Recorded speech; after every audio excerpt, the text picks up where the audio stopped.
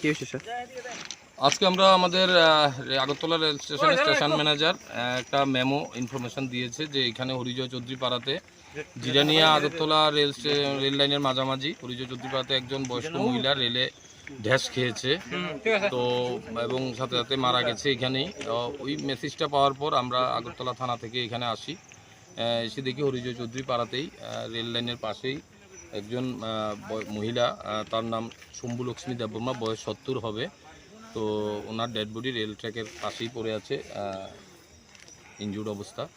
তো ওনার ফ্যামিলির লোকজন বা এখানের আশেপাশের সমস্ত গ্রামের লোকজন এসছে, তাদের সাথে আমরা কথা বলে যেটুকু বুঝতে পারছি যে মহিলা অ্যাকচুয়ালি মানসিক কিছু ইয়েতে রোগে ভুগছিল দীর্ঘদিন ধরে, অনেক ডাক্তারও দেখিয়েছে।